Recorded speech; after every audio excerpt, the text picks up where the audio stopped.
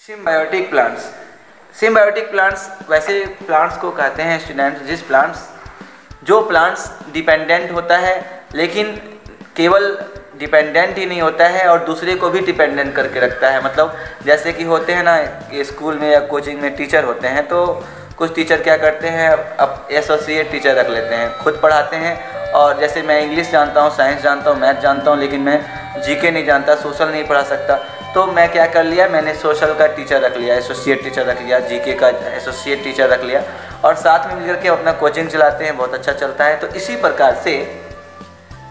प्रकार से symbiotic plants होता है, वो कुछ ज़रूरत की चीज़ों को वो देता है और अपनी ज़रूरत की चीज़ों को वो लेता है। इस प्रकार से एक दोस्त की तरह व्यवहार करता है। जैसे कि इन lichens also symbiotic relationship is seen, there is an association between a green alga and non-green fungus. The fungus provides shelter, water and minerals to the alga. The alga in return provides food to the fungus. The alga being green prepares foods by photosynthesis. तो हम लोग देखते हैं कि alga जो होता है और फंगस जो होता है, फंगस नॉन ग्रीन प्लांट नहीं होता है, लेकिन अलगा जो होता है, एल्गा ग्रीन प्लांट्स होता है, वो फोटोसिंथेसिस कर सकता है। तो फंगस के पास वो फोटोसिंथेसिस नहीं कर पाता है, वो अपना भोजन नहीं बना पाता है, लेकिन फंगस के पास क्या होता है, शेल्टर होता है, वाटर होता है, मिनरल्स होता है, जो वो प्रोवाइड करता है अलगा को। और अलगा जब उसको मिल जाता है ये सब चीज़, क्योंकि उसको फोटोसिंथेसिस करने के लिए वाटर की ज़रूरत पड़ती है, मिनरल की ज़रूरत पड़ती है, तो वो उसको प्रोवाइड कर देता है। इसके बदले में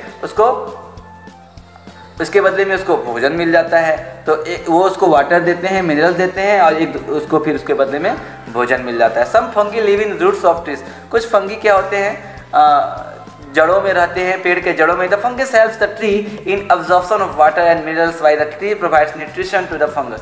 तो फंगस को न्यूट्रिशन कहाँ से मिलता है, क्योंकि वो तो फोटोसिंथेसिस नहीं कर पाते हैं, लेकिन चूँकि वो उनके जड़ों में रहते हैं तो जड़ों के माध्यम से उनका पोषण हो जाता है, उनको न्यूट्रिएंट्स मिल जाता है। लेकिन जड़ों को जो है पानी को ऊपर जो उसको ले जाने के लिए, थ्रो करने के लिए, प्रोवाइड करने के लिए, उसको सब जगह भेजने में मदद करता है फंगस। तो इस प्रकार से दोनों म्यूचुअल बेनिफिशियल होते हैं, एक दूसरे को म्यूचुअल बेनिफिट्स प्रदान करते हैं। Certain plants such as peas have a symbiotic association with bacteria such as rhizobium. This bacteria is found in root nodules of these plants. Rhizobium converts atmospheric nitrogen into plant usable form. The plant in turn provides nutrients for the bacterium's growth. कुछ plants जैसे कि होते हैं, जैसे मटर का जो plant होता है वो भी सिम्बायोटिक एसोसिएशन दिखाता है, राइजोबियम के साथ दिखाता है। जो बैक्टीरिया जो होता है, राइजोबियम बैक्टीरिया होता है, वो कुछ प्लांट्स के जड़ों में पाए जाते हैं। और राइजोबियम क्या करता है,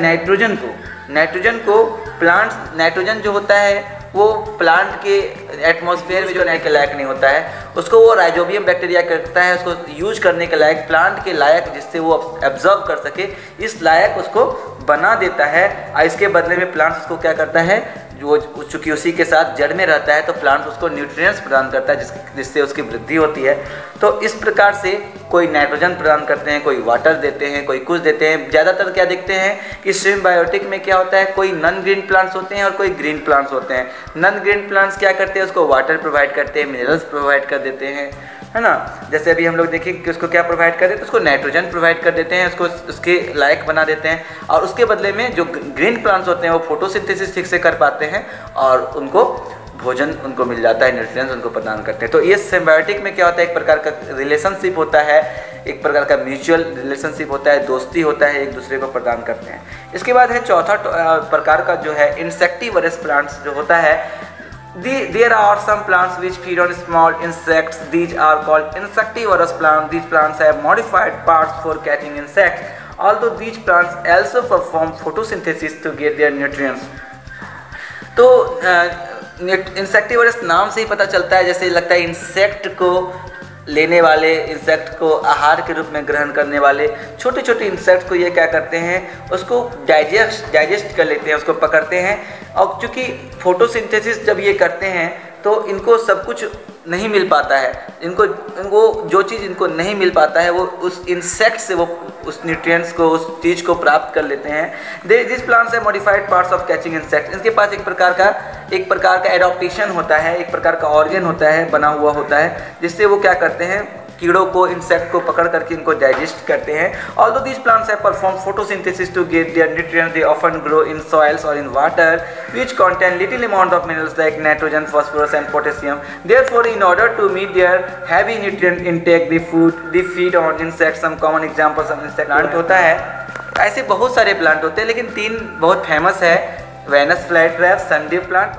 तो ये क्या करते हैं, इनको मिल जाता है मिनरल्स, तो मिल जाता है मिट्टी से, नाइट्रोजन मिल जाता है, फास्फोरस मिल जाता है, पोटेशियम मिल जाता है, लेकिन इनको जितना मात्रा में चाहिए उतना पूरा मात्रा में नहीं मिल पाता है। तो ये क्या करते हैं, इंसेक्ट को हायर करते हैं और उसी के माध्यम से अपनी जो कमी है उसको पूर्ति कर लेते हैं, उसको पूरा करते हैं, इंसेक्ट को अपने जाल में फंसा लेते हैं। तो कैसे फंसाते हैं देखते हैं पीचर प्लांट के बारे में। The hollow leaves of pitcher plant are filled with a fluid which the insects come to drink. When an insect sits on the pitcher the lids get close and the insect is drawn and eaten by the pitcher plant. आप pitcher plant को देखिए, इस प्रकार का ये बना हुआ रहता है, कप टाइप का हॉलो लीव्स रहता है, ये एक प्रकार का पत्ता है। इसी में क्या होता है, कोई इंसेक्ट आते हैं पीने के लिए, वो सोचते हैं इसमें कुछ जूस है हमारे लायक, पीने के लिए आते हैं। जैसे ही पीने के लिए आते हैं तो ये ऊपर से एक पत्ता जो होता है वो उसको ढक देता है और उसको उसी में ट्रैप कर देता है, बंद हो जाता है, और उसी जूस में वो क्या होता है, डाइजेस्ट हो जाता है। प्लांट्स उस इंसेक्ट के सारे न्यूट्रिएंट्स को जो से वो प्राप्त कर सकते हैं, सारे को प्राप्त कर लेते हैं और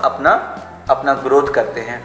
तो ये है पीचर प्लांट। इस प्रकार का लीड होता है इसका, जो ऊपर से ढक्कन के जैसा होता है, जिसको वो बंद कर लेते हैं। दूसरा है sundew plant. The leaves of sundew second kind of fruit that glitters in the sun like dew drops. When insect sits on the leaf it gets entangle in the sticky fruit. Sundew plant में नाम से ही पता चलता है, sundew हम लोग जानते हैं, सनड्यू ओस टाइप का, बहुत मोती टाइप का दिखता है, बहुत आकर्षक अट्रैक्टिव होता है, लेकिन उसमें स्टिकी होता है। उसमें जब इंसेक्ट जाते हैं, अट्रैक्ट होकर के जाते हैं तो चिपक जाते हैं, और चिपक जाते हैं तो फिर तब तक चिपके ही रह जाते हैं जब तक कि मर जाते हैं, और उसी को वो प्लांट जो होता है वो डाइजेस्ट कर लेता है उसी पत्ते में।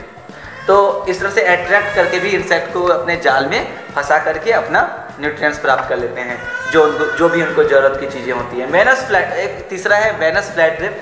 The lips of Venus flytrap are like a trap, it can close suddenly when an insect sits on them. तो ये फोटो दिया हुआ है, जैसे कि हम लोग जो गर्ल्स लोग होती है तो ये बाल को ये क्लिप लगाती है बंद करने के लिए, ठीक उसी प्रकार का यहाँ पर आप देख सकते हैं फिगर में वेनस फ्लाईट्रैप का। आप इसमें थोड़ा सा धुंधला दिया हुआ है, आप दूसरे बुक में भी देख सकते हैं किसी में। ये फ्लाईट्रैप होता है, थोड़ा सा जाल टाइप का ऐसे बना हुआ रहता है, जैसे क्लेचर होता है ना बाल को जैसे क्लच करने के लिए, उसी प्रकार का। इसमें क्या करते हैं, जैसे कोई इंसेक्ट जाता है फिर तुरंत वो अपने आप ऑटोमेटिक जो है प्लांट का जो एडॉप्टेशन ऐसा होता है कि इसको बंद कर लेता है, और तब तक बंद किए रहता है जब तक इंसेक्ट मर नहीं जाता है, और इंसेक्ट को भी वो धीरे धीरे डाइजेस्ट कर लेता है। तो इस प्रकार से ये 4 प्रकार के हेटेरोट्रॉफिक प्लांट्स होते हैं जो हम लोगों को जानना जरूरी था। तो इसके बाद हम लोग पढ़ेंगे sources of plant nutrients, variety of minerals and elements for carrying out life functions, these are absorbed। ये मैंने आपको पहले लेक्चर में बता चुका हूँ, किताब में बाद में दिया, मैंने नोट्स जो पहले पढ़ाया था उसमें मैं आपको बता चुका हूँ कि ये लिस्ट भी मैंने अपने बोर्ड में लिखा दिया था कि इस प्रकार से कार्बन डाइऑक्साइड एयर से, ऑक्सीजन और सॉयल से नाइट्रोजन, पोटेशियम, फास्फोरस, ये सब सॉयल से प्राप्त कर लेते हैं न्यूट्रिएंट्स।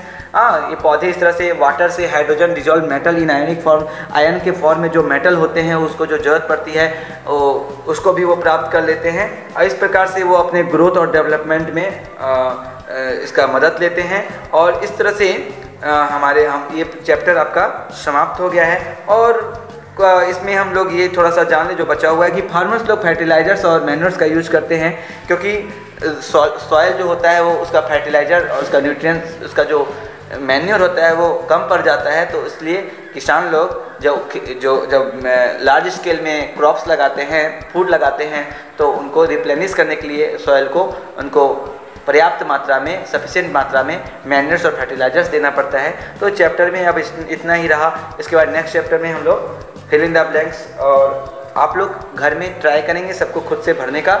नेक्स्ट क्लास में हम इसका पूरा का पूरा एक्सरसाइज या आधा एक्सरसाइज कंप्लीट करवाने का पूरा प्रयास करेंगे। Okay, thank you students. आपको वीडियो यदि अच्छा लगा तो आप इसमें लाइक करिए, और आपको कुछ पूछना है तो आप बिल्कुल हमारे पर्सनल नंबर पर व्हाट्सएप भी कर सकते हैं, बेशक मैं आपको समझाऊंगा। 1004861830 जो स्क्रीन पे चल रहा है। Okay, thank you.